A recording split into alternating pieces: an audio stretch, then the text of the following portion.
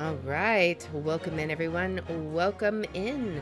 We are playing the Great Ace Attorney Chronicles again today, and today we are still on recess from court, although I suspect we won't be on recess for too much longer, but we have got to figure out who the Reaper is. So I think that's what everything on this case is hinging on. At least that seems to be the direction that we're going on. So let's go ahead and get a quick intro, and then let's hop in and see if we can figure anything out. So here we go. Greetings, friends, and welcome to Enigma Night Gaming. My name is Liara, and I will be your guide in today's adventure. Today, we're playing the Great Ace Attorney Chronicles, and in today's episode, we hunt down the Reaper. Will we be able to find out who he is? I don't know. Let's hop in and find out. Alright, so let us continue. Alright, make sure everything's okay. Yes, we are going to continue. Alright, so last time we were trying to talk to Kazuma and we were not getting anywhere. So let's see if there's somewhere else we can explore. So let's look. Alright, so we have the hospital bed. We could check that out because she says we haven't been there in a while. Fresno Street Room, that's the scene of the crime. The prison, the hotel. We can't go here.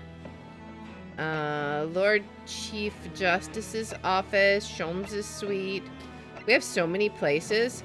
Let's check out and let's see if Mr. Vigil is back in the hospital. I don't know if he will be, but let's give it a shot.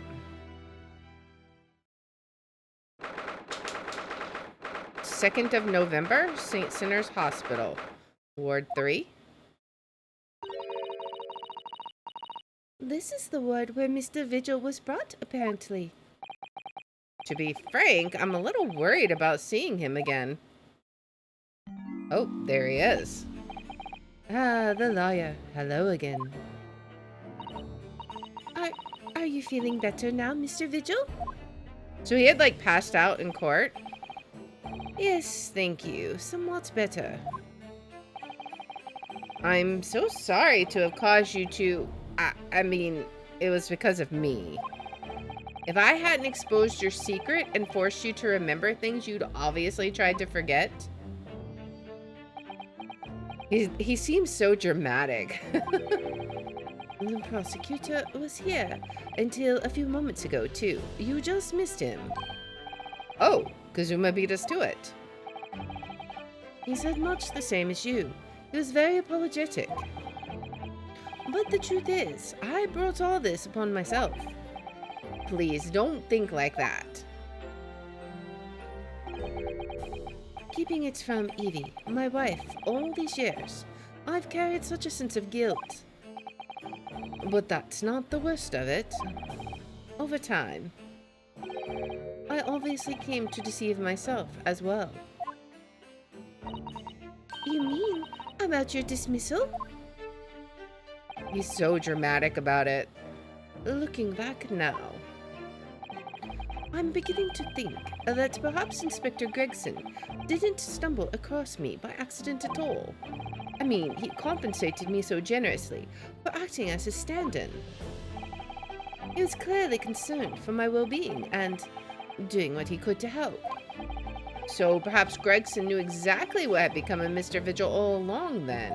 He was trying to be a good Samaritan then?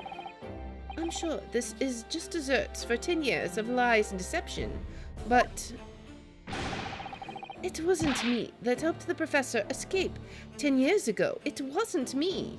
Oh man, so what happened then? I swear it's true. Oh boy. Oh, Mr. Vigil. What exactly is going on? I'm sure you'd rather not dredge up even more from your past at this time, but if possible, could you tell us exactly what really happened? He so looks like he's capable of doing that, guys. I want to. I need to get all this off my chest. I want someone to tell me what I should have done. Okay. I mean, we'll be happy to do that. Just tell us what all happened. Gregson's request. Inspector Gregson was obviously engaged in a special operation of some sort. He was investigating something that even Scotland Yard couldn't know about. Details of the Reaper's marks, yes. So he's trying to track that down. It was when he had to carry out those investigations that I would take his identification and impersonate him. You'd pretend to be the inspector and carry out investigations on his behalf. Oh no, never! A common street peddler couldn't possibly carry out a proper police investigation. All I would do is go to the specified location and make a little hoo-ha. A little hoo-ha? Just something to leave an impression, so everyone there would think a detective called Gregson was here. So, that's what you were doing on the day prior to the incident? Yes, he asked me to make an appearance at the park on Lime Street for the Red-Headed League event. So, as usual, I flashed the inspector's identification around and was very vocal about my presence. But then you were taken prisoner by those red-headed fraudsters. Yes. So you would always make a point of showing Gregson's identification and generally being loud. And that's what the inspector asked me to do, yes. I mean, he was very good at his job. Well, that's one way of becoming a legendary detective, I suppose. Not a good one, though. I mean... And as you know, I suffered this bruising around my neck at their hands. But the following day, they kept to their word and released me. Without returning the inspector's identification to you, however.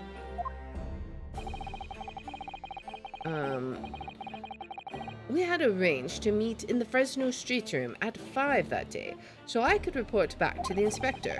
But at the agreed time, that's when I heard the gunshot, which I think we determined was actually fireworks, right? Okay, what about the prison escape? Tell me about that.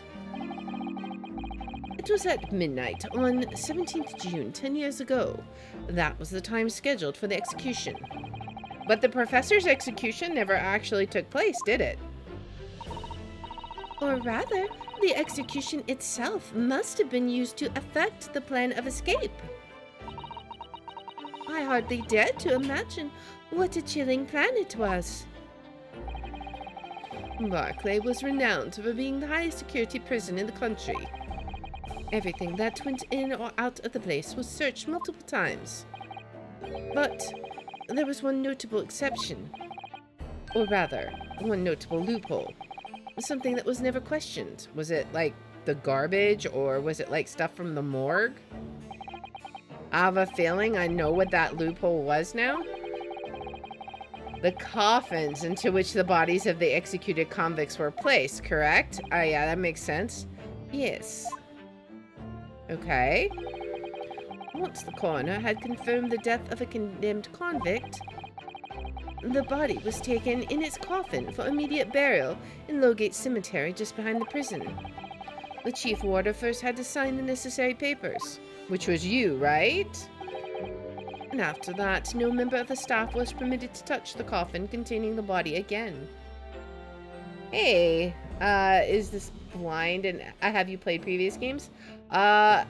Let's see. I have never played this one before. I played only the previous game in Chronicles. I played Adventure, so I have the two set, Adventures and Resolve. And this is my first playthrough of Resolve. So, welcome in, Kelsey. Good to have you in.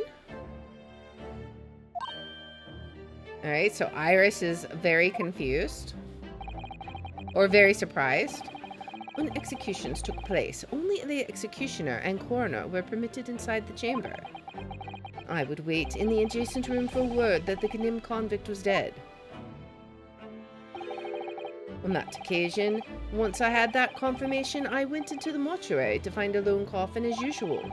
The procedure was that I would sign the paperwork, having checked the coffin, then nail it shut. Okay. But for some reason that day, the coffin was already nailed shut. That was part of the plan, I bet. No, I didn't think anything of it at the time. I assumed that my deputy must have checked the coffin and nailed it shut before I arrived. So you mean the coffin contained... Yes, I can only imagine that Ashogi, having escaped his execution somehow, was alive inside the coffin. Oh man. The coffin was then taken out through the main gates and deposited in Lowgate Cemetery. Presumably, there wouldn't have been enough air inside to breathe for long. So, in the early hours following the burial, somebody dug up the coffin again to set Genshin free. But in the end, he was fatally shot in the graveyard anyway. I wonder if he was. Like, maybe that was all a ploy too. Maybe he's the Reaper. I don't know. Let's see. What on earth really happened at Lowgate Cemetery that night, I wonder? Yeah, I'm really curious about it too. I'm afraid I really don't know. All I can say with certainty are two things. Ashogi couldn't possibly escape that way without help from somebody working in the prison. That was the coroner, right? Like, we already did that case on her? Or was it someone else? And that somebody was not me. I mean... Alright, so the convict Ashogi, tell us about him. Obviously you knew the man then. The professor, I mean, Genshin Ashogi. Yes, I remember him well, in fact. Would you mind telling us what you know? He's got to recollect it all? Well, having been condemned to death as he was, any contact I had with the man was short, obviously. After that trial, which was carried out behind closed doors, attended only by elite members of the judiciary. They called for his execution to be carried out at the earliest possible opportunity. Yeah, the outcome of the trial was set from the beginning, wasn't it? It was a time of delicate diplomacy when Britain and Japan were in the process of signing an important treaty. So basically the trial was just for show then? Is that what they're saying? That meant that this potentially destabilizing case had to be dealt with swiftly and discreetly. The man had less than a week in total. As I was the chief warder, I oversaw his short stay in the cells until his final hour. I remember being struck deeply by his noble character and incredible resilience. You know, that's not the first time that people have called him noble. It's really making me wonder if he really was the professor. Like, I know he was convicted of it, but maybe he wasn't actually the one. What do you mean exactly? He was a killer of many men, but he was always quiet and polite. He was a gentleman and a man of intellect. In fact, I couldn't bring myself to believe what he'd done, so I asked him one day. Those 5 members of the aristocracy whose lives were taken, were you really responsible? I am guilty of the unforgivable crime of ending another human's life, yes. The way that's worded makes me suspicious. The following day, the closed trial took place, and the verdict was no surprise. Guilty, of course. That night, when he was brought back to his cell, I saw something unusual. Something unusual? What? The last will and testament of Genshin Ashogi. Oh? Okay. What was in it? That's very curious. As I said, it was on the night following his trial, after he'd been found guilty. I was doing the round of the cells, and when I looked into Ashogi's, I noticed that he seemed to have a sheet of paper in his hand. Ah, his last will and testament then, presumably. As soon as he noticed me, he hurriedly shoved it behind his back. I wonder why? But why did you find that so unusual? Maybe there's not a lot of death row convicts that are making will and testaments? Isn't it normal for a man to pin his will when he knows his death is nigh? Yes, that's true. But there were special conditions to Ashogi's incarceration, you see. What sort of conditions? Well, even though he was held in a cell designed for condemned inmates, he was allowed to keep his personal effects with him, with one exception. Really? He was allowed his things? That is unusual, certainly. Of course, he'd been convicted of killing 5 members of the aristocracy. But at the same time, he was a guest in our country from the Empire of Japan. The powers that be were determined, and that his final days shouldn't be needlessly uncomfortable. Okay. And what was the exception you mentioned to the personal effects he was allowed? Yeah, I'm wondering, what was he not allowed? And that's the point. He wasn't permitted to have writing materials. Specifically, no pens or paper. So how did he get the paper? So he was prevented from leaving any written record of what had happened to him? Yes, that was the long and short of it. I've no idea where he obtained that paper. Any writing materials would have been confiscated from him upon his incarceration. And as I said, he hid the paper behind his back, and then he pleaded with me. What did you just hide behind your back? Please turn a blind eye. This is my lifeline. But you know it's against the rules. You're the only person who's seen. If you just agree to keep quiet. Alright then, but what's on that paper? A last will and testament. Oh boy. This will is the only weapon I have left now. I wonder what's on it. That's really curious.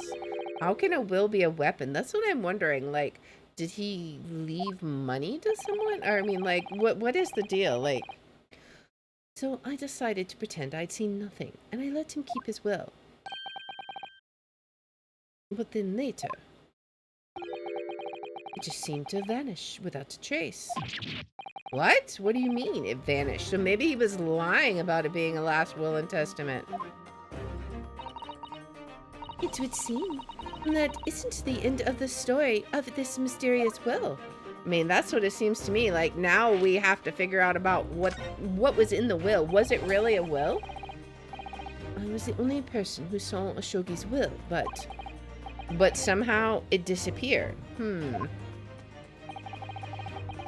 It was after Ashogi's execution, which was actually an elaborate jailbreak. Right? The warders gathered up Ashogi's possessions that were in his cell, and they were all to be sent back to his family home in Japan, you see. To poor Kazuma-sama.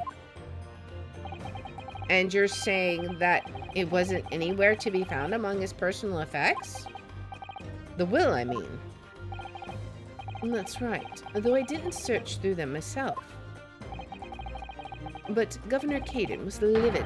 He was screaming, "It cannot have disappeared completely." Then he knew about it? That doesn't quite make sense, though, does it? In what way? I mean, how did he know about it? Well, we've understood that only Mr. Vigil was aware of the will's existence. Exactly. That's what I'm like. How did he know about that? In which case, how did the prisoner governor know to look for it? Oh yes, you're right. I mean, yeah, what is the deal there? I really don't know how he knew. Maybe that's why he was let go. But it certainly seemed as though he knew of the will's existence from the outset. Only he didn't refer to it as a will. What he said was, the Ashogi Papers. The Ashogi Papers? What in the world? I really can't tell you anything of the subsequent events. Because, well, of what happened. Your dismissal, and the way you blocked it all from your memory. I'd forgotten all this until today. I don't suppose it's relevant to the case, though. Oh, I don't know about that. Well, anyway, thank you very much for sharing it with us, Mr. Vigil. We're very grateful. I wonder if we need to go visit a certain prisoner governor. I'm afraid there's really little more I can tell you. My wife Evie will be here shortly, so I do hope I don't appear rude, but... No, not at all. Thank you again. Okay. But what will become of you now?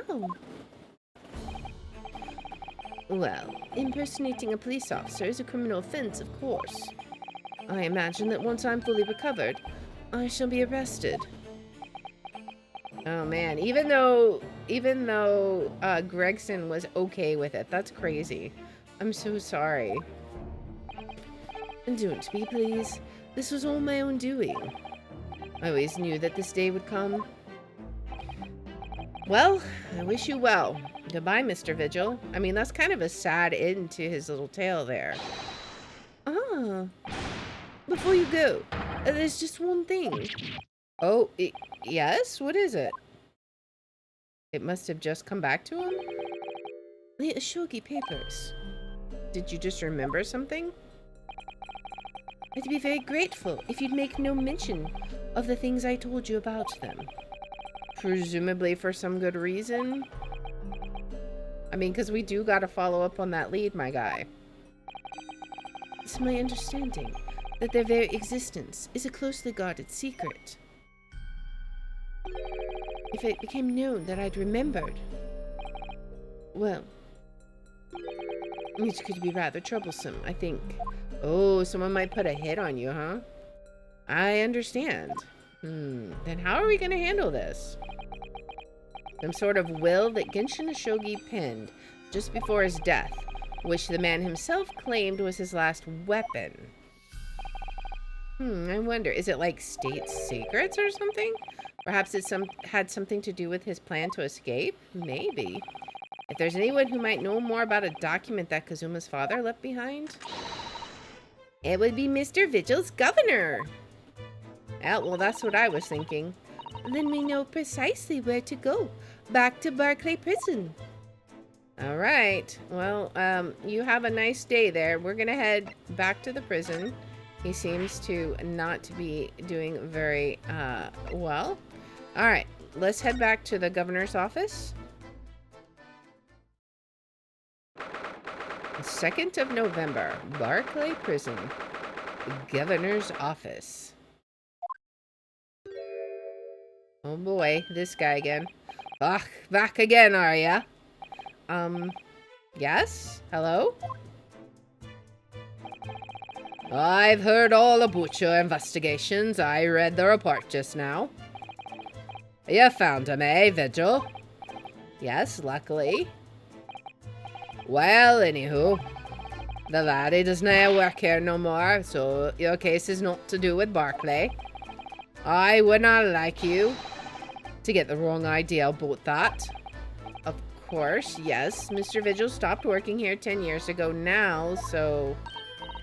Yes, we've seen his dismissal notice, haven't we? He was given the chop. Iris has such a way. Aye, Kimmer, you can very well. So how about a wee handcuff biscuit? Oh, they really are like little handcuffs, and as hard as irons too. So, what's brought you down here today? Well, there's something else we'd like to ask you about, actually. That's all. We believe there might have been a document that disappeared from Genshin Ashogi's cell. I think it's been called the Ashogi Papers or something. We immediately started asking people about it, like, please keep it a secret. Okay, let's immediately ask about it. Did I no say Gregson's death is not to do with things that might have happened at Barclay? Leave the past in the past, laddie. Let no footer about with irrelevant details. His expressions change completely. We're clearly on to something here. I mean, that's what I thought. He's definitely hiding something. All right, my guy, it's time to fess up. 10-year-old legacy. That murderer's botched execution and the whole miserable escape. They were Barclay's darkest hour, aye. A shocking embarrassment. Because the convict had a collaborator on the prison staff, you mean? I don't know if that would have been the forensic doctor or not. I'm not sure. Aye, for shame. The coroner who confirmed the death of the man after his execution, Courtney Scythe. Okay, it was her then. I am my chief warder at the time, Vigil, who was in charge of the whole affair. But Mr. Vigil says he didn't know anything about it. The rascal wouldn't say otherwise, eh? More handcuffs. Oh, how could I say no? You can never have too much iron in your diet. When Mr. Vigil was handed his dismissal notice as a result of what had happened, he was so despairing he jumped out of your office window, didn't he? I did not like to say, but that's just Vigil trying to get out of it. Do you not think he would not have jumped from the shock of his crimes being exposed, eh? I do. You wouldn't say otherwise, though, would you? I mean, that's true. Of course, I cannot shun all responsibility myself. I shouldn't have let him deceive me. Actually, there's barely anybody that kens what went on at the time now. Gregson having been murdered and Dr. Scythe forbidden from having any visitors. No visitors? Someone obviously doesn't want her giving anything away. This seems to go way deeper. Well, we're not going home empty-handed. Iris is definitely going to get her way. And I wouldn't kind of sending you packing with note, Kimmer. Here, take a handcuff or two. Oh, well, it would be rude of me to say no. Wouldn't want to become anemic. Oh boy. I suppose, if there's anyone who might still ken what happened back then, it'd be that last from the forensic division, Mariah Gorey. Oh, this is a new person? Maria Gorey? Aye, Scythe's daughter. Oh, man, we met her. She was kind of freaky. She did not have no more, just the one. But the wee bairns followed in her mam's footsteps. You did not ever see her without a scalpel in her hand. And she seemed a little crazy when we met her, too. Ah. Oh, boy. Yeah. This chick. I remember her now. Mama, what is this? Where did she spring from? And did she just call the doctor Mama? She's like wearing a plague doctor mask. Dr. Scythe's daughter, Maria Gorey. We could do with talking to her. Okay, so what about her? So she's Dr. Scythe's daughter, but her surname is Gorey? Aye, there's some family history, I'm sure, but I did not ken the ins and outs of it. She grew up watching her mom working with the bodies of folk who died in strange circumstances, and decided to do the same with her own life. I cannot understand it myself. Alright, let's take a pause for the ads.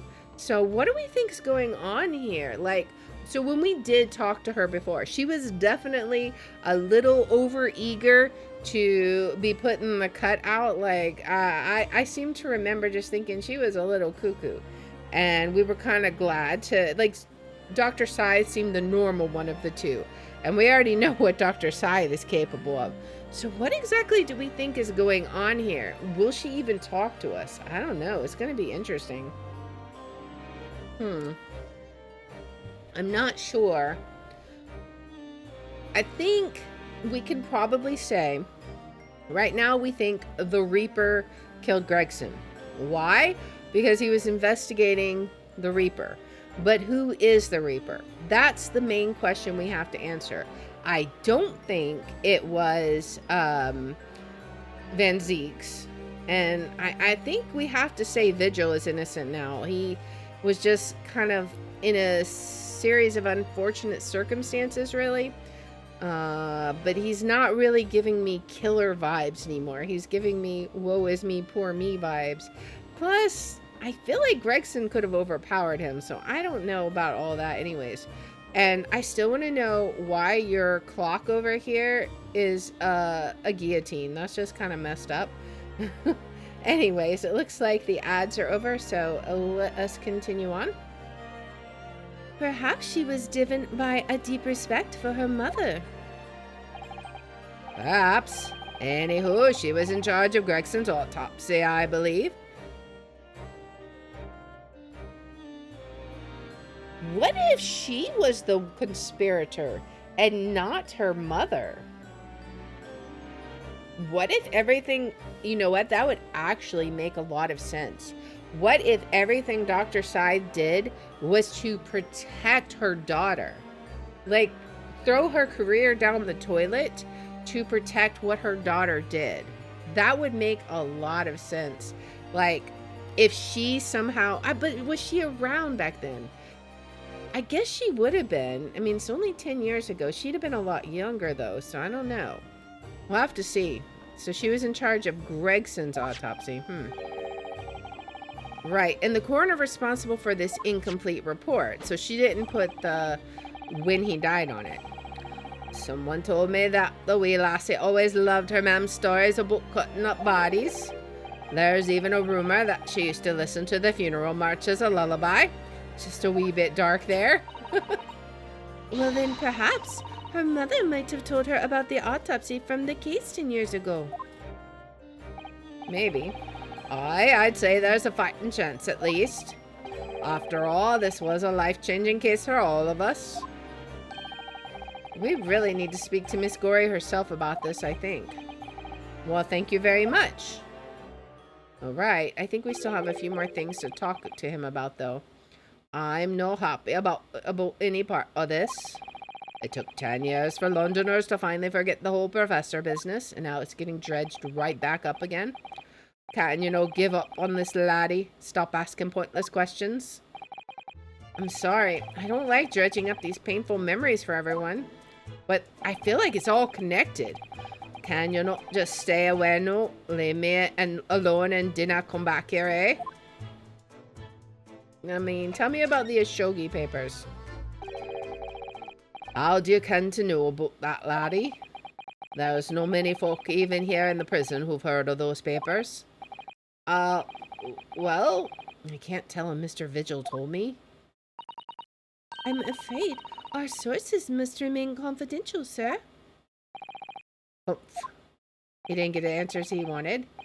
We've been led to believe the papers are actually a last will and testament. Is that right? The professors, or rather Genshin Ashogi's. Yeah, you're starting to get along with it too. Like, you're not necessarily convinced. Maybe? I don't know. Like, there's so much smoke and mirrors here. Aye, that's right. You're well informed, Jimmy. Oh, is that the end of the silent treatment? But then after the convict's execution, it mysteriously vanished from his cell, didn't it? Hey, there's no, you're off half-cock there. You're half-cock there. I think you did not quite get your facts straight. It was there in the cell, exactly where it should have been. Oh, not what we heard elsewhere.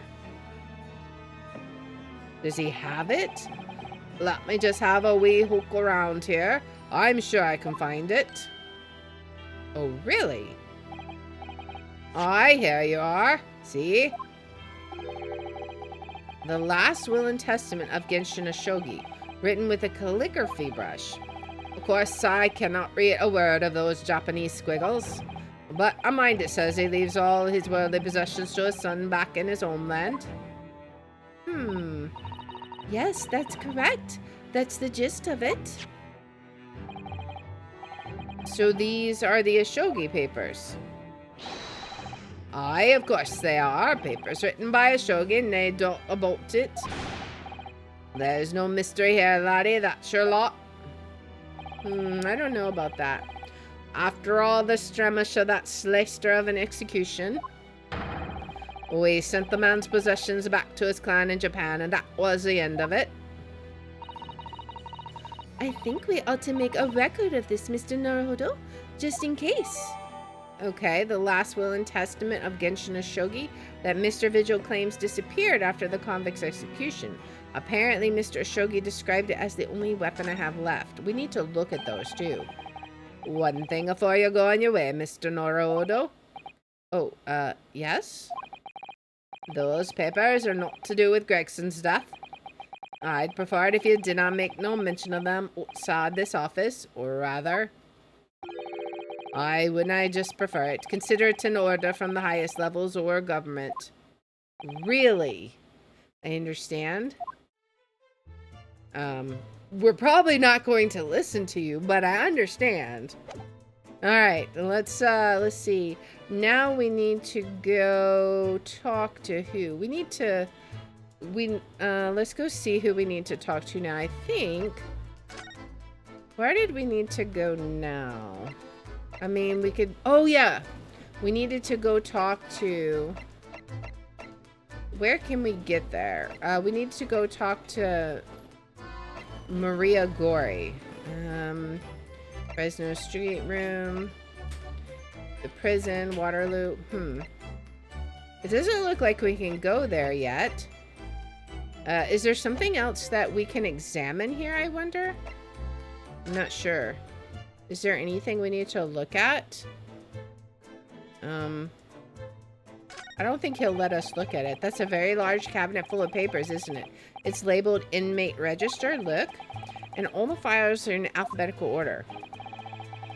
That's 50 years worth of records of Barclays inmates.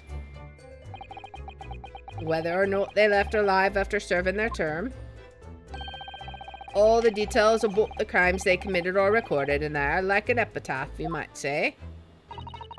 A record of crimes and punishments. How dispiriting. And yet, this man seems to be enjoying tea and biscuits as he talks about it. I mean, have you seen his clock? Alright, let's take a look. Let's take a look at that will and testament. I feel like I'm curious about this. The last will and testament of Genshin Oshogi. I, Genshin Oshogi, hereby request that upon my death, any and all material possessions and wealth belonging to me in London be delivered to my son, Kazuma Oshogi, in the Empire of Japan. It is with deep sadness that I accept my fate in this foreign land, in the knowledge that I will never see my homeland or family again, but I regret nothing about my chosen path. Interesting. I'm not sure exactly what to think of that. Maybe we can go talk to Vigil again about what he said. Let's go see, because we can't visit the coroner's office yet. So let's see. Well, at least he seems to be on the mend. You know, his disguise as Mr. Gossip was really quite masterful, wasn't it? I can't remember anything about it except for the floppy lip. I imagine not even his wife would have recognized him. Perhaps, but did he really have to take it quite so far? Can we... I guess we can't really present anything to him. And we can't, like, talk to him. I'm not sure what else we could look at. Alright, well, where can we go to then? Let's see, we could maybe try talking to Kazuma again. Maybe now that we have the Oshogi papers. Let's see. Prosecutor's office. Okay. Can we present to Kazuma the Oshogi papers? Let's see what he has to say about that. Kazuma, what do you make of this? There's only one place where defense lawyers and prosecutors should discuss evidence, the courtroom. So it seems you're still confused by the situation. That's what I make of it. I get the feeling my friend's always gonna have the edge over me, isn't he? Okay. Can we say anything else to him? Nothing? Alright, and we don't have any other new evidence, so where else can we go? Let's look and see. We can't ask him anything else yet. The prison governors, the decorations here and the governor's face there is terrifying as each other. Father seems to be enjoying a relaxing environment. Where can we go? Great detectives full of enigmatic marvels.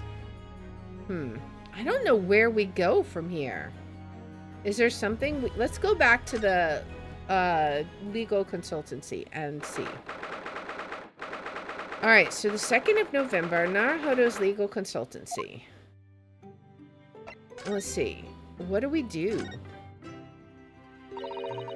Are you all right, Mr. Naruhodo? It's rather unusual to find ourselves here in the middle of our investigations. It's just occurred to me that I might have forgotten something when we left this morning. Please, don't worry. As long as you continue to investigate thoroughly, you won't go far wrong. Oh, yes, of course. I must get back to work as soon as possible. Well, okay. Is there anything we've forgotten? We could look at the autopsy report, right? Maria Gori. But how can we talk to her? That's what we need to figure out, is how we can get that location to appear, right? Commemorative photograph. All right, I guess we're just going to visit the different locations and see if there's anything new, right? Let's see if Sholmes is around. Maybe he's around. Does Iris have anything to say? Nothing new. And is Sholmes here somewhere? Not over there. Not over there. Okay. Because I'm kind of at a loss for where we go right now. Lord Chief Justice's office. I don't know what we would say here. Nothing here. Okay. The hotel. Maybe we talk to Cesato's father. Nothing there. Is there something we need to... Maybe we need to examine something in the prison governor's office. Like, can we just examine the clock? This grandfather clock is fitted with a terrifying blade that keeps dropping down. It's modeled on the guillotine, a French execution device. You might have heard of it. And yes, before you ask, it can chop heads off, you mean? There's no carrots and parsnips and so forth. Oh boy. Oh. If you place a large carrot at the bottom there in the morn, by evening it'll have cut clean in two. Well, the blade must have an almost indescribable edge on it then. Oh boy. What else can we examine? An axe, a hunting rifle, and 4 pairs of handcuffs. That's a daunting collection. Ah, there's a story behind every one of those. You mean the rifle was a famous killer's murder weapon, and the axe was wielded by an infamous executioner, and the handcuffs were once used to immobilize a fierce 4-legged beast when it was arrested? I think you're in the realms of fantasy now, Mr. Naruhodo. Not those kinds of stories, Jimmy. That axe was the one I used to chop down the cherry tree at my house. Mrs. Caden was not best pleased. Oh boy. And the cuffs on the left are the ones I caught my first burglar with back when I was a bobby. Okay. I see. The stories were a little different to those you imagined, I think, weren't they? A little bit, yes, to my relief. And in some small way, my disappointment. Alright, what else is there? Is there anything else we can look at? There's a big bird there. I never have expected to find a parrot in a prison. It must be the governor's pet. Given where we are, it's hard not to see the poor creature as a prisoner. Let me out! Do not kill me! It's imitating him? Has the bird learned to mimic the plaintive cries of the inmates in the cells? Oh, no, he was one of 3 siblings, Josie. And he still calls out the names of his 2 brothers like that all the time. Right. Let me out. Did not kill me. I hear you, laddie. You want your dinner, eh? Did not do it. Uh, okay. Interesting. What else? We got pictures up here? I suppose these are all former governors of Barclay Prison, are they? Either that or former inmates who the governor has sent to the gallows. Oh dear, they all have such severe expressions. I really couldn't deny either possibility. Especially the one on the extreme right. His expression goes beyond severe into a whole new territory. Oh boy. That one's me. Ah, I'm terribly sorry, sir. Oh boy. Is it a prerequisite of the job, perhaps? Having a severe expression, I mean? Of course it's not, although it is taken into consideration. A lot. I would think so. Okay, is there anything else we can examine here? That was the window. I think we might have explored everything. Well, I mean, there's the deer head. I guess we could look at that. That deer has been staring at me for a while now. It has? The poor thing can't fit through the small hole in the wall, but it can't get its head back out again now either. It's giving me a woefully imploring look. Oh boy. It's not real, Mr. Naruhodo. It's stuffed. Mm-hmm. What? I mean, yes, of course. Of course it is. For a moment, I thought it was another assassin sneaking in via the ventilator. Oh boy. I don't like to say, but I think perhaps you need to reread The Adventures of Sherlock Holmes. I mean, I guess. Alright. So, let's see. Where else can we move? Wait, because we finished talking to him, right? Yeah, we finished talking to him. So, is there anything else in the prison that we need to talk about? Okay. I think we talked to him about everything. We haven't really gotten any new information, I don't think. So, let's continue on. Anything in the street room? Anything at the crime scene we ought to be examining? 2nd November, room on Fresno Street. Okay, is there anything we can examine? Like, what's with these? I don't know. We can look at the picture of Mrs. Vigil. The photograph of Mrs. Vigil. Realizing the identity of this lady was a very great clue to exposing Mr. Gossip's true identity. He obviously loves his wife very dearly. Okay. Which is why he felt he couldn't tell her the truth. The transformation was incredible, wasn't it? Just from that big twisted lip? Yes, he went to extraordinary efforts to play the part of Hugh Boone convincingly. Although, it didn't really seem like it was that much of an effort to me. Now you say it, I have to agree. It's almost as if that was Mr. Vigil's true character. I mean, could be. People really are very hard to fathom at times. Okay. Do we have anything over here? There's nothing really new. We've already talked about all of these things, right? I mean, I guess we could look at this again. I don't really know what we're gonna get from here, though.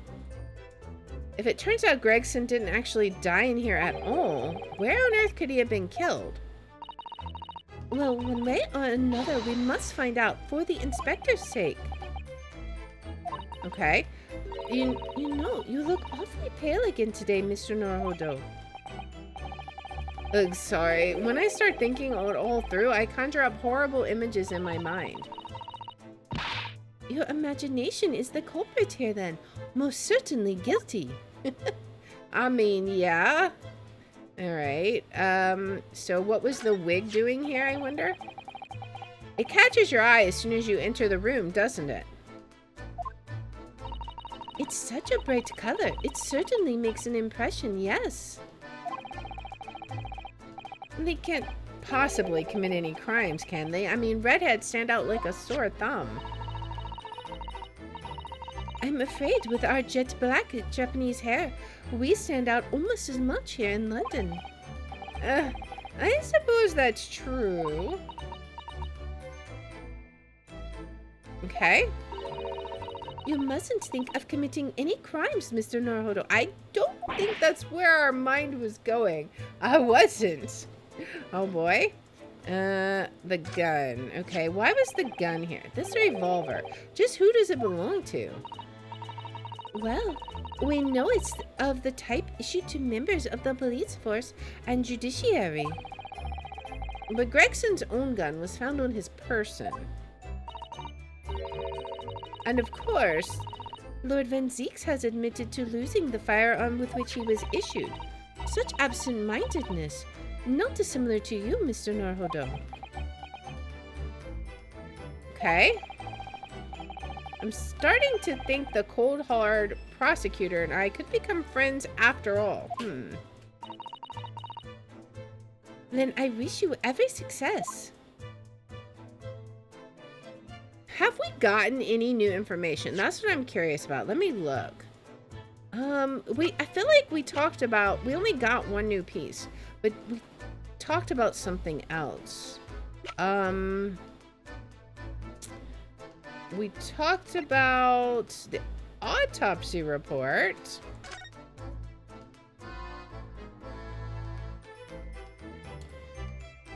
But I feel like maybe that's what we need to present to Kazuma, because it was talking about that Kazuma beat us there, right?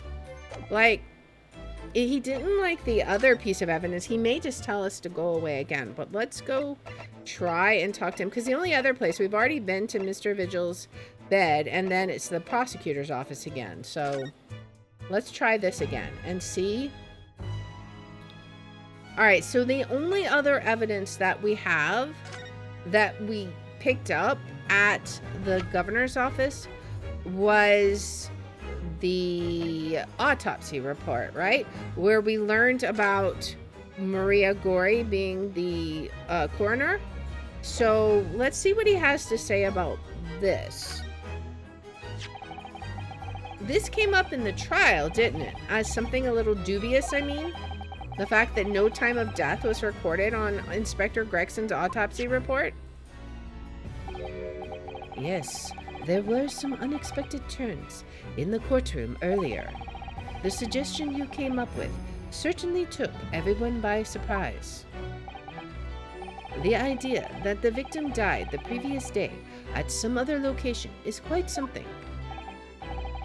Well, considering when the pocket watch had stopped and the scorch marks on the candle, it's certainly a distinct possibility. The evidence in the scene both point to it. To be honest, it bothered me too. So I paid a visit to the autopsy room earlier. Oh, maybe we'll get to go there. The coroner responsible wasn't there, but I got a name. It's Dr. Gori. Which is what it says on the autopsy report, right? If it wouldn't trouble you, Kazuma-sama, we'd very much like to speak with the coroner too. Of course. The last thing I want is for anything to be brushed under the carpet. Scotland Yard's autopsy laboratory is behind Lowgate Cemetery. Lowgate Cemetery? By Barclay Prison, you mean? Ah, you know it, do you? The prison where my father was incarcerated and robbed of his life. Kazuma-sama. Well, thank you. We'll pay a visit to the laboratory later today. And by later today, I of course hopefully mean right now. Wayunasuki, I want to thank you. What for? For this. You safeguarded the soul of the Yashogi clan. Well, it is a famous sword that's been in your family for generations. My only slight regret is that I never got the chance to draw it before I returned it to you. Kuruma is said to have been forged by a master swordsmith during the Shingoku Warring States period. I come from a long lineage of warriors, many of whom were expert swordsmen. Well then, you're a chip off the old block, I'd say. This blade, Kuruma, is the symbol of the Yashogi clan's honor and might. Apparently, one of my father's apprentices even took the blade's name for a surname. Really? Kuruma. It does sound formidable, that's for sure. 16 years ago, when my father was a visiting student here in London, he had this sword forever at his side. Which is why it means so much to me that I have it by my side again now too. I wonder, did he maybe hide the paper, the actual shogi papers, in the sword? I mean, he said we never got a chance to draw it. That seems like the perfect place to hide papers. And it would make sense. It would explain why we're suspicious of this supposed last will and testament. I wonder. And that is all thanks to you. It was an honor. I'm very curious now. Will we get a chance to find out? He's had the weapon this whole time. Now, I have preparations to make for tomorrow. Perhaps I said a little too much. I mean, he was sort of like our old friend again. Kazuma, you've changed. No, Ryunosuke, I haven't changed at all. It's you who's changed. Have we? I can completely understand your resentment of Lord Van Zeeks given what happened. But the fact is, those events in this case are, well, unrelated? Is that what you want to say? How can you be so sure? What do you mean? Never mind. That man is the Reaper, and it's for that reason that the inspector was killed. I'm going to prove as much in court tomorrow, by whatever means necessary. I can't let you do that, Kazuma. I know you'll do what you have to as a lawyer, but I'm sure I don't need to tell you that I won't be taking any prisoners in the courtroom. Oh boy, I would expect nothing less. It's gonna be an epic courtroom battle, man. Until tomorrow then, in the Old Bailey. Alright, so we hopefully... Yes, okay, now we can go finally to the forensic laboratory. Let's go check it out and talk to Maria Gori. It seems to have gotten a lot more twisted since her mother is gone. I mean, my. 2nd of November, the forensics laboratory. This place really is creepy, isn't it? Well, being a dead room, it's probably full of the spirits of the dissected. But actually, there's a rather pleasing scent of roses in the air. Well, being a dead room, the coroner probably needs a bold scent like that to mask the odor of death. I mean, always the realist. Iris? Do you think we could change the subject? Oh boy. She's cutting something. Shink, shink, shink, shink. Alright, well, let's take a pause for the ads and then we'll see what this is. But yeah, look at all these decorations. It's crazy. There's her little plague doctor mask. And we've got some very interesting decorations there. So, what do we know right now? So, I think, my theory, I think because of the way things have played out, there is something about the Ashogi papers, and it's not what we've got in our inventory. I think the real Ashogi papers are in that scabbard of the sword. It makes sense if you think about it. He was trying to hide it. Why would he just leave it there? And if the will and testament that the governor had was the real papers, why would he be talking about it couldn't have disappeared? It's got to be something else. Why is he wanting to keep that will secret? That makes no sense. There's literally nothing secret in it. It's a very cut and dry will and testament. Like, that makes no sense why that would be a state secret. Why would the government care about that? That can't possibly be it.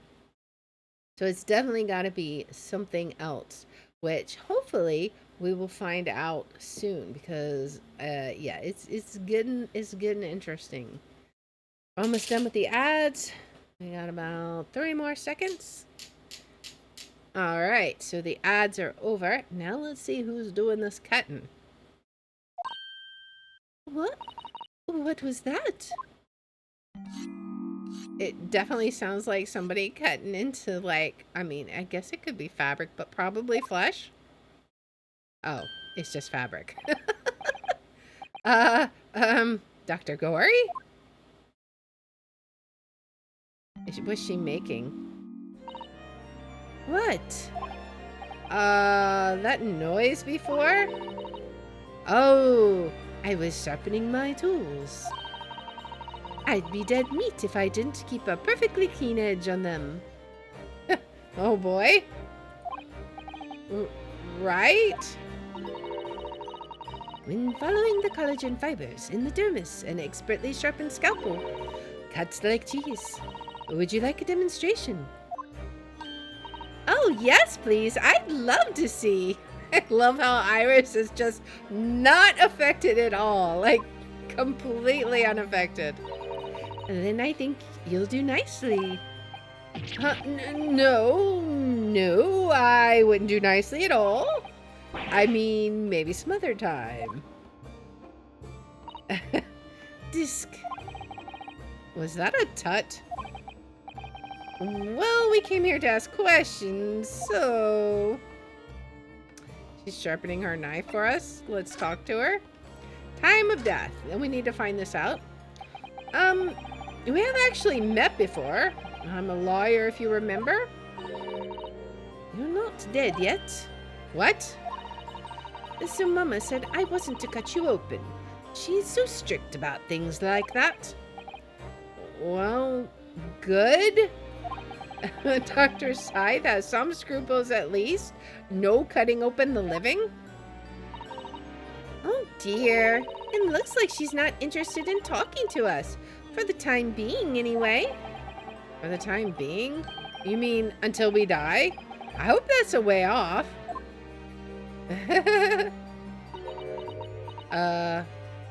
Yes? Sorry, but I wasn't planning on dying anytime soon. Tisk. Surely there's some less drastic way of making her listen. Okay. Well, let's see what we got in the court record then. What do we have? Can we just present the autopsy report to her and see what she says? Let's see. Let's present. Let's see if she'll just talk to us if we just present this. Dr. Gory, we actually came here to ask you about this. He was very good. Good? Sorry? His skin didn't snag my blade once, and very little mess. His joints dislocated easily, and his muscle tissue was a pleasure to work with. Oh, we can skip those details. But there is one thing about the report that's caught my attention. You don't seem to have recorded a time of death. She's shocked? Oh, that's not my fault. Oh, that made me jump. Then please tell us what happened. Okay, now let's talk about the time of death again. So why doesn't this autopsy report include the victim's time of death then? It's really the most crucial detail. I was told not to write it. What? By whom? Mayor Strongheart, the Lord Chief Justice. He came here. Lord Strongheart came. He said that from the witness statements about the gunshot and the other evidence, it was obvious. The man clearly died at 5 p.m. on 1st November when the gunshot was heard. But that's not the time of the death you wrote on the report. You didn't write anything. Was there some reason you didn't include it? Is she gonna tell us? Dr. Gory? If you're hiding something under Lord Strongheart's instructions, then sooner or later you're going to go the same way as your mother. Give it here, then. She's gonna write the actual time of death, then? Was she scribbling so furiously about? There. You've written... What? What's she written? Tell us. Indeterminate? But... Okay. The details of the autopsy report have been updated. According to the coroner, an accurate estimation of the time of death is not possible. Why? What do you mean by that? Why was the time of death indeterminate? When the specimen was brought in, it was still fresh, so the time of death could easily have coincided with when the gunshot was heard. But there was one small discrepancy. What discrepancy? There was some fried fish in the pocket of the specimen's overcoat. Of course there was. And that fish had started to rot. What? If the victim liked fried fish, he presumably liked to eat it before it went off. Well, yes. What are you really trying to say? It's possible that someone tried to manipulate the apparent time of death. Manipulate the... Is that even possible to do? Of course it is. Theoretically, if you were to chill the body in ice, you could delay the onset of putrefaction, and if the overcoat wasn't on the body at the time, then only the fish would have started to rot.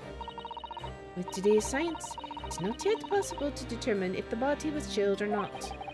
But today's science is advanced enough to let you freeze a corpse, it seems. But surely, to chill a corpse like that would require an enormous electrical refrigerator. And I don't imagine many households in London are equipped with such a device. No, definitely not. But maybe in a factory or some other special places? I don't recall seeing any factories or such like on Fresno Street, though.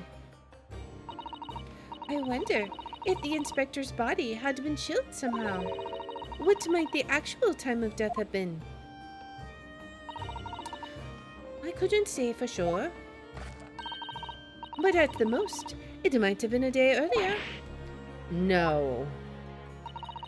In other words, it would corroborate your previous deduction, Mr. Norhodo. That Inspector Gregson was killed a day before his body was discovered, at a different location. Did you inform Lord Strongheart of this possibility? He simply said there were no electrical refrigerators of that size in the vicinity.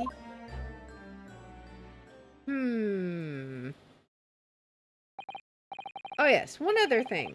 It's something the governor of Barclay Prison told us. He said that your mother, Dr. Scythe, was responsible for confirming the death of the professor after his execution. The professor? Apparently you always enjoyed listening to your mother's stories about her work, so we were wondering if you might know something about what had happened 10 years ago. That's not all Mama did. Sorry? My mama carried out the autopsy of Clint Van Zeeks as well. What? Really? The brother of Lord Van Zeeks, the professor's final victim.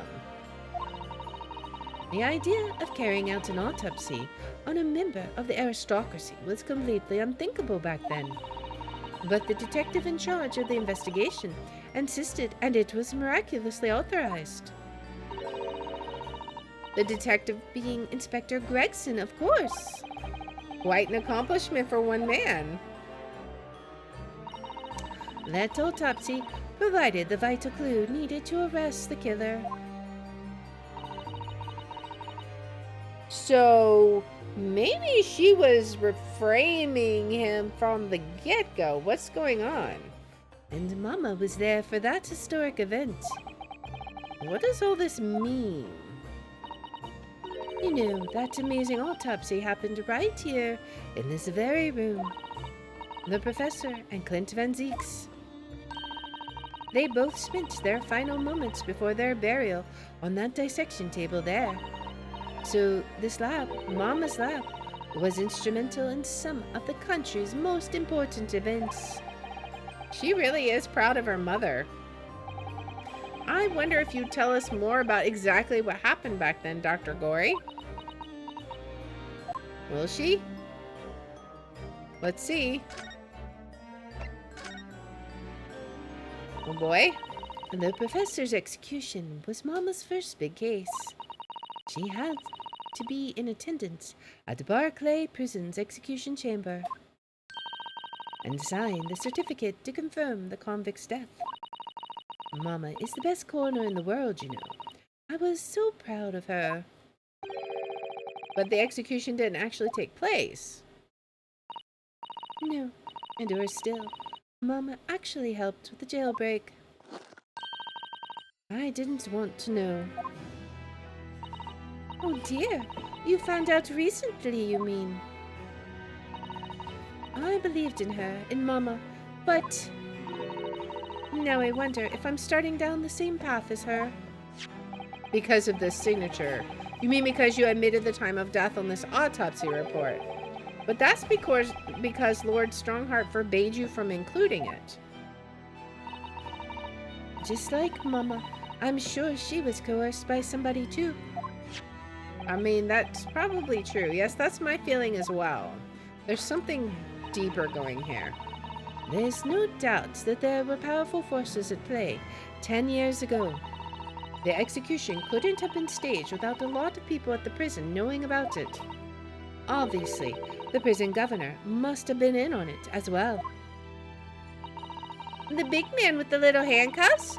According to what he told us. He was tricked by the chief warder. He says he knew nothing about it. Of course he said that. I'd say the same thing. Just who was behind the jailbreak all those years ago? Are we ever going to find out the truth? Tell us about Clint's autopsy. What was the key piece of evidence? You mentioned the autopsy of Clint Van Zeeks. It was at a time when carrying out autopsies of murder victims was very unusual. It's still not a practice that's observed in our country, even now. It turned out that he was the professor's final victim, and when the autopsy was performed, Mama was present, although only as the secondary assistant. The person leading the procedure was called Dr. John H. Wilson. Uh-huh. Really? Really? That's right, my daddy.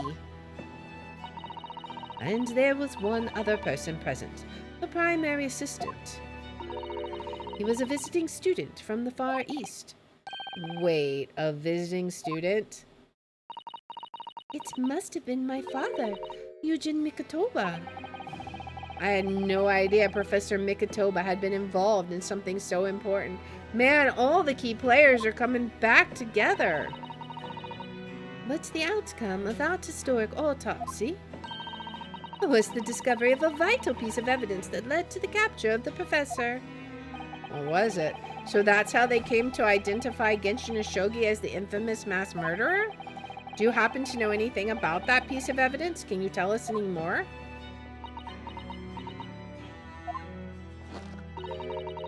Would you like to see the records for yourself? Of course we would. Would that be all right? Of course, we'd love to. What's the point of keeping records if people can't look at them?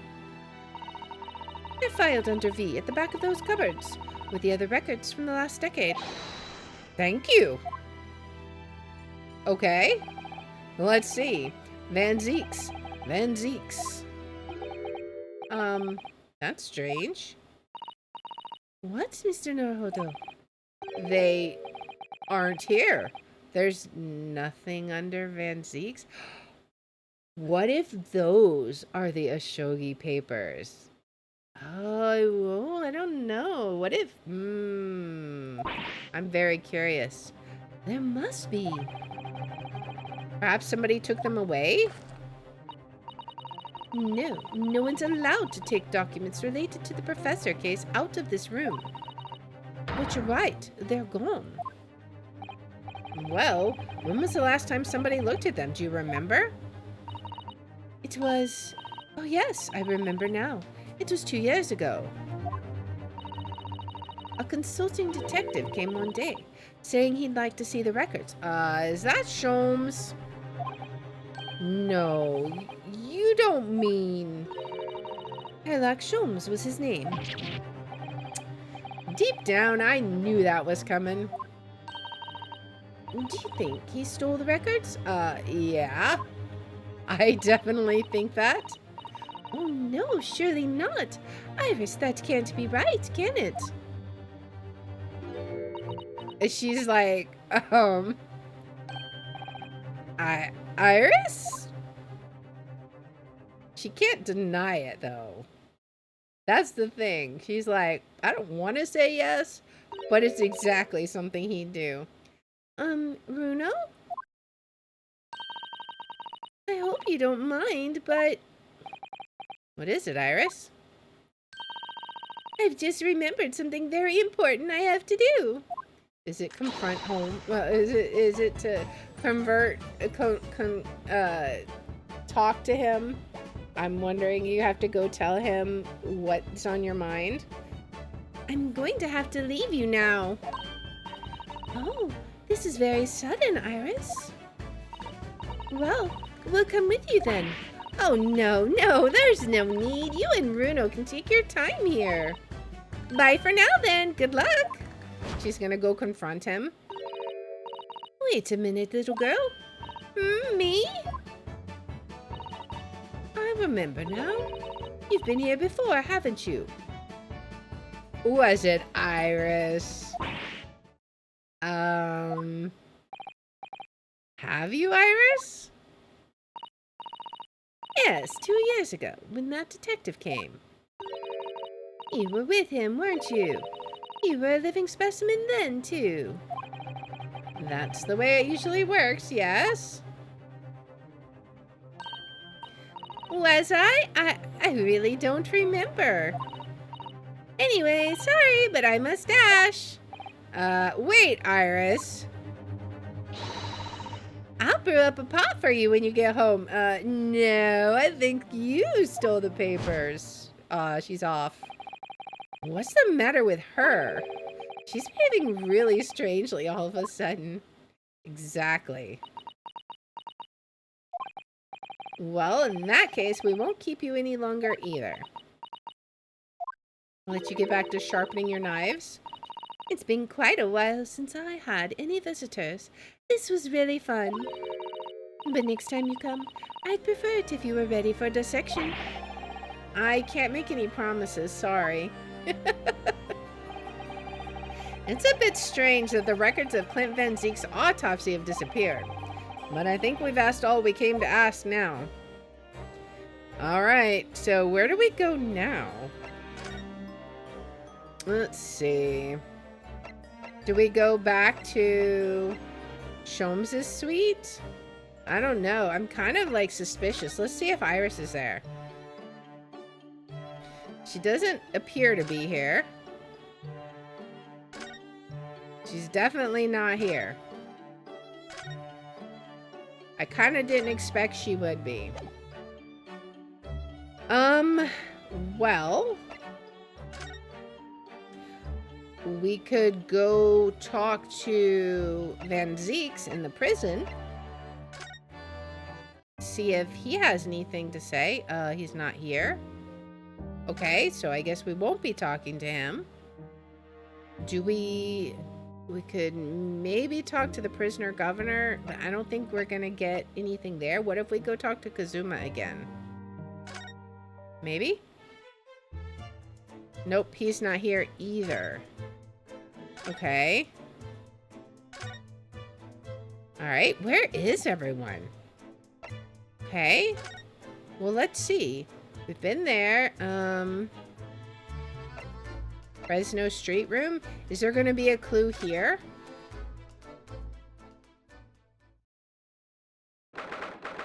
2nd of November? The room on Fresno Street? What's going on here? The police are still busily investigating in here then. But Gina's nowhere to be seen. Where is she? Yes, it has been blissfully quiet, hasn't it? Perhaps she's out investigating on her own, practicing what her boss taught her. Well, I expect she'll be back before too long. Shall we wait? I mean, I guess so, actually. There's something different about this room since last time we were here, isn't there? We could always use the time to investigate more thoroughly. Okay. What's different? Is there new cases on the... Was this suitcase always here? This little trunk wasn't here before, was it? Oh, it appears to be made of metal. It must be very heavy. I wonder to whom it belongs. Let's look at that. Where did it come from? There are some initials on the outside. Look, TG. Is that for Gregson? Tobias Gregson? Let's ask one of the policemen if they know how it came to be here. Alright, what do you think you're doing? Gina? Oh boy. That's my trunk, that is. Hands off. Gina. Oh, where were you hiding? I dunno, you leave something unattended for a few seconds and every Tom, Dick, and Harry's got his greedy eyes on it. Just a wild guess, Gina, but... What? Spit it out, Odo? Is it fair to say that you've only owned that trunk since this morning's trial? What? Oh, what are you trying to say? Come on, this trunk goes with me everywhere. Always has. Where have you been the last year? Try not to incur your wrath, mainly. Yeah, I don't think that it's always been with you. Let's ask about it, huh? Tell me about Gregson. You should hear them talking at the yard now. They should be ashamed of themselves. They're saying that it was the boss who killed all them bludgers. Ah, you mean the whole Reaper thing? Yeah. Apparently, the boss was investigating stuff that no one else at the yard knew nothing about. Stuff to do with all them criminals what got off scot-free. Yes, the ones prosecuted by Lord Van Zeeks, who used bribery and corruption to evade conviction. Well, then obviously it was that bloomin' Reaper, given the orders, weren't it? Maybe. But why would the people be suspecting Inspector Gregson of being involved in the killings? There was a notebook hidden in his office. Oh no, this doesn't sound good. It had details about all the crimes that have been pegged as the Reaper's work. What? No. Did you see it, Gina? Did you see that notebook? They wouldn't flaming let me, cause I'm just an apprentice apparently. But it was me who found it, and he was my boss. That's right. I was pretty miffed about it, so I sneaked a peek at what it said anyway. Oh. That's our Gina. And what did it say? Do tell. So you managed to see what was written in Gregson's secret notebook anyway, did you? Well, I see it. It's my right to read what he wrote. And what had he written, Gina? Dates, times, places, names, and a long list of them. All details about the bludger supposed to have been done in by the Reaper. But there could be an explanation for that. Perhaps it was a record of the inspector's investigations into the Reaper's activities. Exactly, that's what I said. That's the first thing you'd think, right? As it happens, it was full of names I recognized anyway. Well, the Reaper's targets were almost exclusively known leaders of London's criminal underworld. Well, yeah, but there was one name right at the end that was a bit odd. At the end of the list, you mean? I'm pretty sure the date against it was 31st October. That's just a few days. Okay, the day before the inspector was found dead. So what was the odd name? It weren't like a name I've ever seen before. It was something like, nah, it's no good. I can't remember it. I don't think it was an English name, put it that way. Oh dear, what a pity. That was something else too. I don't know if it matters, but the same name kept coming up over and over. Is that the real Reaper? Shin, it was. Don't suppose it means anything, but... Shin?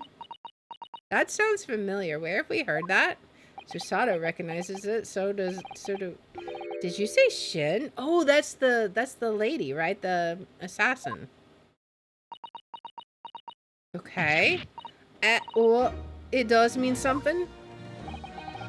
Lord Van Zeeks knew the name too. He mentioned her as well. The woman who actually did the deeds. And now we find out her name appeared in Gregson's secret notebook. Interesting. All the cases are tying together. We haven't seen you for a little while, have we, Gina? Well, of course not. I've been busy, ain't I? Investigating and that. The lads at the yard are trying to trace the boss's moments the day before it happened. The day before, that would be the undercover investigation into the Red-Headed League, then. Only the boss didn't go, did he? You found some cove what was pretending to be him, didn't ya, Odo? That's right. That would be Mr. Vigil. Yes, it was Mr. Vigil who actually went to the park on Lime Street that day, posing as Gregson. Well, anyway, you aren't the only one turning stuff up. I got my own ways of getting results. That's what the box is, right? Oh, no, he's got Toby. When me and my partner get together, there's nothing we can't track down. Oh, little Toby. He's such a faithful friend. So have you tracked anything down then? What do you think, eh? Of course we have. Can't tell you though, police business, isn't it? Ugh. Anyway, the point is, if you lot ever need any help, you know who to turn to, right? Me and the Outlander. Right, because he looks oh so hellish honest. He's so cute. Alright, so tell us about Toby. Gina, about your hellhound there? Chief Inspector Toby, you mean? He's the pride of the force, he is. In Japanese, police dog means something quite different and not altogether nice to those involved in crime. But here in Britain, it's a wonderful compliment, it seems, for a canine at least. It should be. After all, in the great exhibition case the other day, it was Toby here who managed to locate Drubber's workshop. That's right. Maybe it's time for another demonstration of what this super dog can do, eh? Do we have something the Chief Inspector could catch the scent of, I wonder? Let's see. What do we have? I mean, we have the will. Alright, let's take a break for the ads and let's think. What do we have exactly?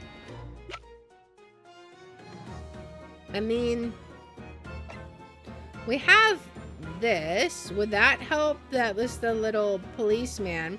Maybe it could determine where he was at? Possibly. What else would we even have? I mean, there's the wig. It didn't belong to Gregson. Could we maybe use the wig to find out? Possibly.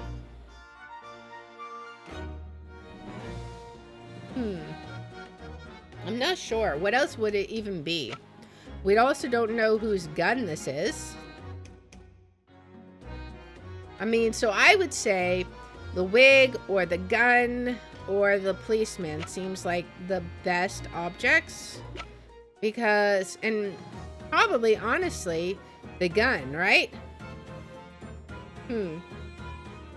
We almost are back from the ads.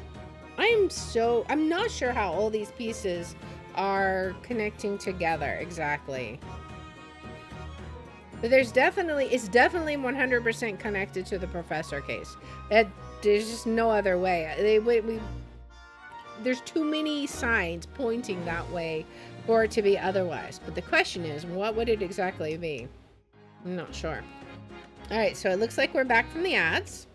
All right, so what evidence could we give to Toby? I'm thinking the wig or the gun or the policeman, because these were found at the scene of the crime, right? But the gun, it says probably best to avoid handling it. What if we try the gun? Would that work? Well, Chief Inspector Toby, if you wouldn't mind having a sniff of this. He's sniffing it. Let's see. Woof. The Chief Inspector said woof to that odor.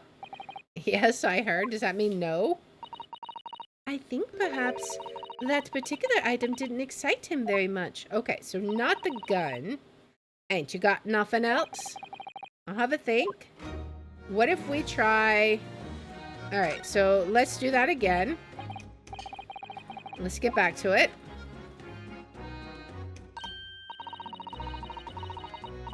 Okay.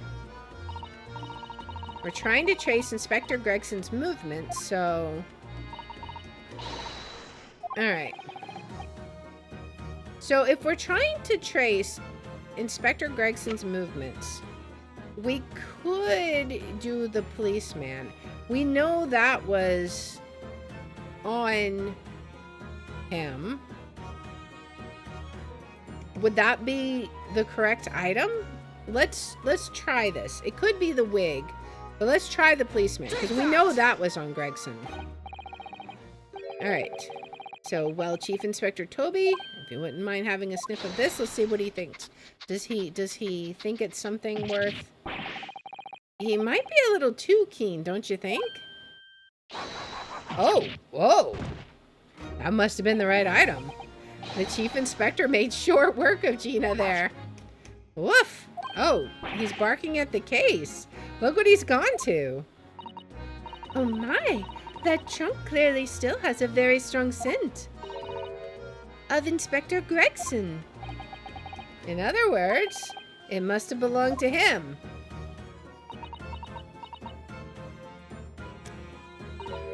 Oh, all right. It's a fair cop, I suppose. And you nearly got away with it, too. You'd always talk so proudly of Chief Inspector Toby's nose and what it can achieve. Did it not cross your mind that he might identify something that is right next to us? Yeah, that was a bit of a bloomer, weren't it? That's enough now then, Gina. Eh? I think it's time you told us the truth about that trunk. Yeah, let's hear the truth. What's in it? I want to know. It weren't like that. It just weren't. What are you talking about?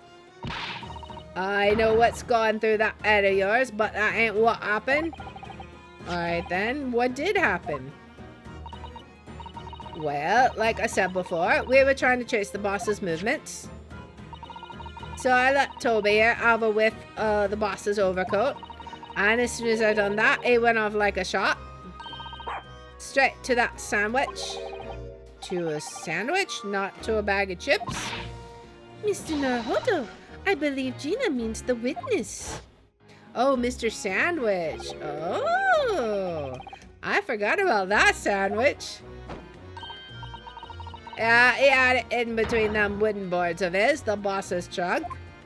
You mean when they heard the sound like a gunshot and all piled in here? Exactly. It nabbed it from the scene. Goodness. Man, the Chief Inspector gave that sandwich a good grilling, and you know what he said? I thought it might fetch a good price, and the chap wouldn't be needing it anymore, so...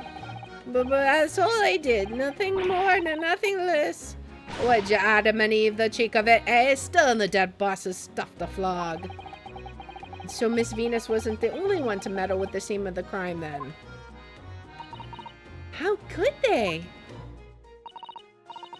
So anyway, that's how it happened. And it's a pretty decent chunk, so I figured I might as well make use of it. Is there something wrong with that, eh? Well, maybe you and Mr. Sandwich should try to find the answer to that question together. I wonder if we'll be able to look in it. I think Perhaps that trunk should be turned over to the police, don't you? What are you on about? I am the police.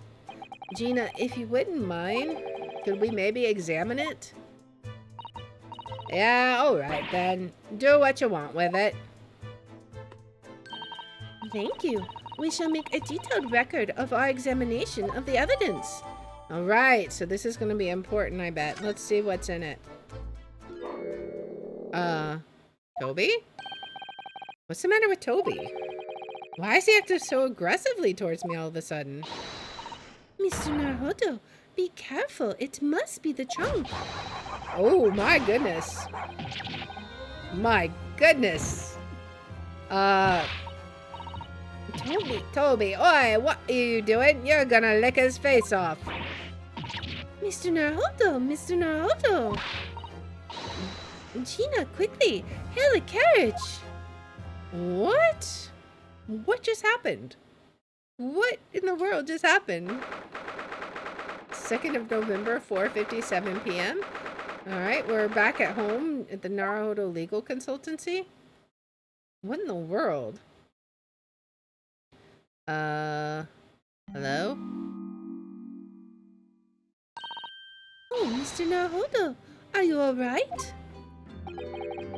Miss Sasato? Conscious again at last. A blessed relief, my dear fellow. After all, to drop dead after a moderate licking by a small terrier, most unseemly. What is or isn't seemly is irrelevant here, Mr. Sholmes. Everyone's afraid of Sasato. I'm so glad there's no lasting damage. How are you feeling? I'm fine, thank you. Did you bring me back here? What's this on my head? A bandage? Sadly, we had no ice, so that's a compress of sugar water. Sugar water? And don't worry, Mr. Naruto. It's a first aid treatment that my father taught to me. Oh, thank you. So let us take tea when you're filling up to it. But of course, no sugar in the patient's cup. The bump on my head is throbbing sweetly enough, don't worry. Whenever you feel ready, then. Oh boy. Well, first thing I want to do is I want to look in this. Do we still have the box? I want to look at this and see what's here. There's a scratch here. Have you seen this huge gash across the side of the trunk here? It's gone right through the leather and into the metal behind. Gosh, for a metal chest like this to have been so badly damaged. Whatever made the gash must have struck the side of the trunk with considerable force. I wonder how it happened. Alright, excuse me? Look at this dark stain here. Do you think... Yes, I'm afraid so. I think it's blood. I knew you were gonna say that. So that presumably means... that this was present at the scene when Inspector Gregson was killed. It's the most logical conclusion, yes. Do you think Gina's been carrying this around with her? If you didn't know any better, I suppose it does look like a grease stain from all the fish and chips. Alright, I guess. Let's see if we can open it up. Let's have a look inside. Oh boy. What do we got? We got a note. What is this? Look, there's something inside. Oh, let's see. It appears to be a passport authorizing him to travel overseas. Was Inspector Gregson about to go on a trip abroad then? The only thing we knew about was that he was getting transferred to France, right? Perhaps the date of departure might tell us something. That was... Oh. What is it? It was for travel on 31st October, just one day before the incident. What? Really?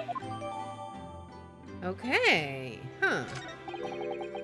Gregson went to France the day before his body was discovered? Interesting. Is there anything else in here? It doesn't look like it, so what is going on with this, I wonder? Tobias Gregson. Within date of departure with one week from October 31st, Port of Dunkirk, France, police business. Permission for the applicant and one additional person for travel. What is that all about, I wonder? Let's see.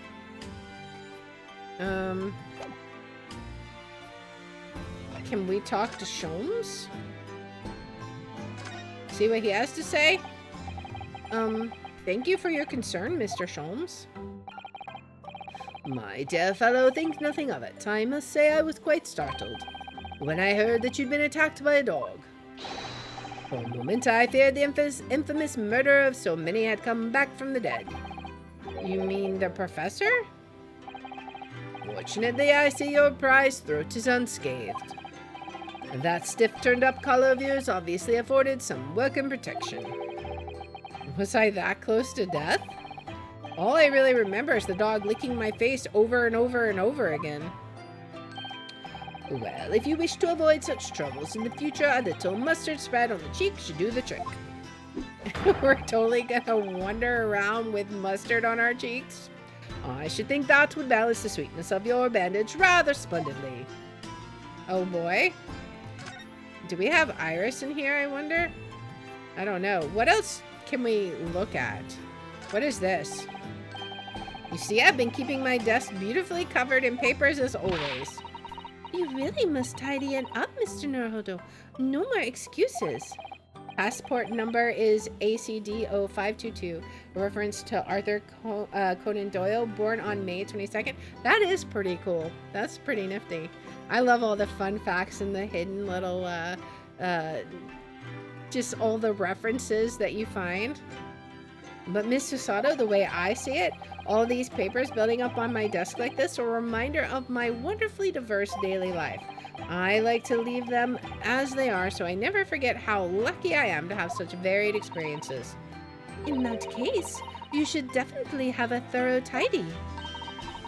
Then you'll be able to see your papers building up all over again and feel that joy renewed.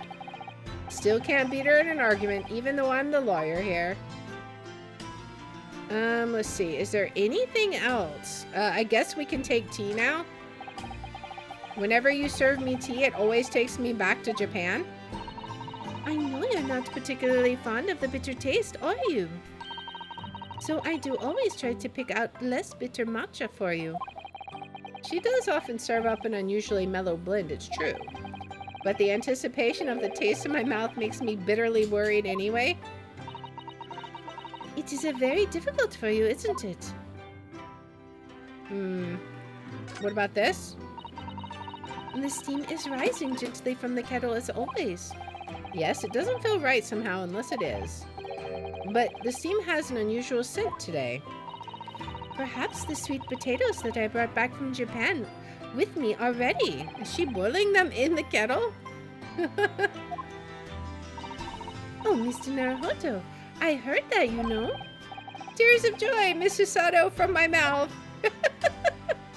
Okay, is there anything else that we need to examine? What's out here? Or we could go out. Your room across the hall is undisturbed, of course. I don't suppose I'd be permitted to see inside now that you're back, though, would I? You know very well that only Iris is allowed inside. Yes, I heard you two giggling together in there again last night. You can visit Mr. Sholmes in his room, Mr. Naruhodo. Last time I did that, he tried to convince me to drink some strange concoction he'd mixed up. There might not be much else to look at. Let's see. Oh, the sea life seems very content in there, I must say. I've noticed something recently, actually. The anemones breed at a most extraordinary rate. Oh, really? It's a mystery why the whole seabed isn't buried in a mountain of them, actually. Oh, how splendid. That really is a mystery, isn't it? I wish there was someone here to explain Sasato's strange reaction to that. Alright, do we have anything else? We got the calligraphy desk here. My desk is just as it was before I left. Sumi ink and a calligraphy brush, even though we're in England now. That strikes me as typically you, Miss Susato, and typically not you at the same time. Well, I do enjoy all the wonderful new things to come out of the West in the Cultural Revolution, of course. But I'm not ready to give up my brush just yet. And anyway, Susato-san can write more neatly with a brush than most people can with a pen. Practice makes perfect, as they say. Alright, anything else? Anything over here we need to look at? We've got the shovel. I think we've talked about this shovel before. The spade is still here, look. Please, Mr. Naruhodo, it's not a spade, as I think you well know. It's a shovel. It didn't take long to reignite that old argument. I have an idea. Let's give the implement a name, like Professor Hairbrain named his tools. Oh, I never thought of doing that. From now on then, let's call it Ryonosuke. No. It's clearly much more of a Susato. The old argument has taken a new and unexpected turn, it seems. Oh boy. Alright. Can we, like, present anything? We've already talked to him. I think that's about all we can do. Is there anything can we present the passport to her? Like, if we present this, what does she say? About this, Mrs. Sato, do you notice anything unusual about it, perhaps? I'm sorry, I don't know. I'll redouble my efforts and spend more time doing research, so that the next time I won't let you down again. I think perhaps you're taking your role as judicial assistant a little too far. Alright. Talk to Gina again. Alright, so we'll talk to Gina again one more time, and then we will call it for this episode. So let's see. Let's see. She's at the street room.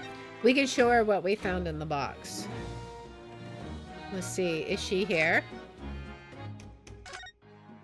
Oh, there she is. Let's talk to Gina. Alright. Gina, I'm really sorry. Oh, she's sad. It's daft, isn't it? If you asked me a year ago, the cops could go hang for all I cared. But we've got to have police, ain't we, to catch the bludgers? So us divers can go about our business in peace. Wait, sorry? I don't think I can have heard that properly. He said he was gonna teach me everything I needed to know to be a detective. But all he got around to showing me is where the best flaming fish and chip shops are. Actually, that reminds me. Gregson said he was supposed to be going to Paris in the near future, didn't he? Yes, was she his +1? Is something wrong? Oh, no. I'm sure I'm reading too much into things. It's just that the timing seems very coincidental. Hmm?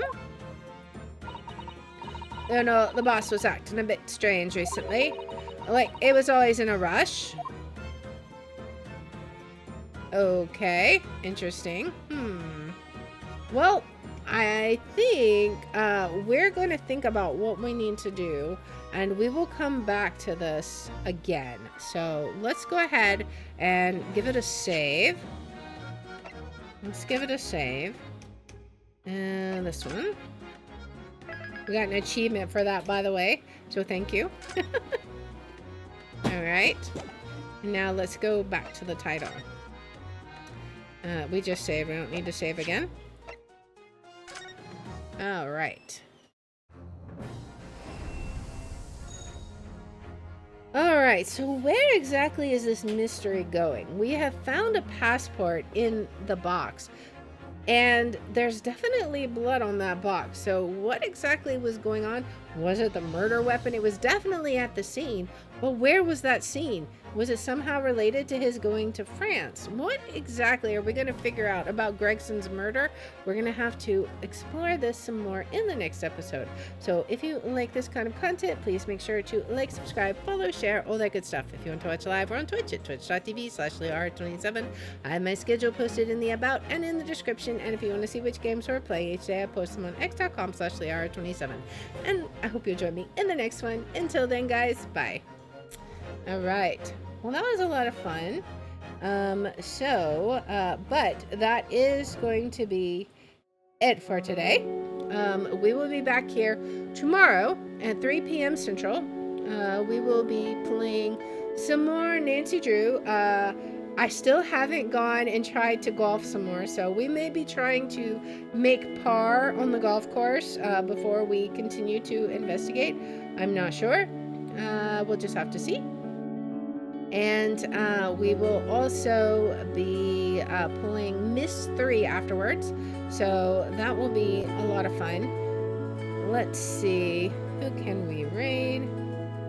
Let's look and see who is on. But again, that's going to start at 3 p.m. Central tomorrow. What do we got? Trying to find somebody we haven't visited in a while. We've visited quite a few people. All right. Let's see. Man, like so many people we have visited. It's crazy. All the people I'm like, well, maybe we haven't visited them. Nope, we visited them. Let's see. What can we do?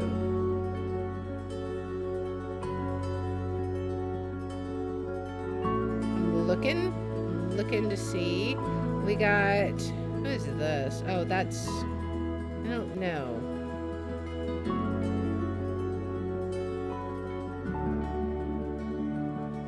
Okay, so here is another Great Ace Attorney Chronicles.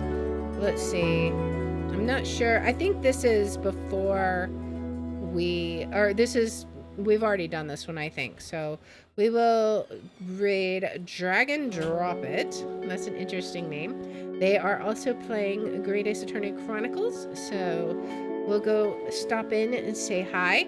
And thank you everybody who hung out today. Thank you so much for your chats and for your views. I appreciate everybody. And I hope to see you tomorrow for some Nancy Drew and Mist 3. So I will see you guys tomorrow. Until then, guys, bye.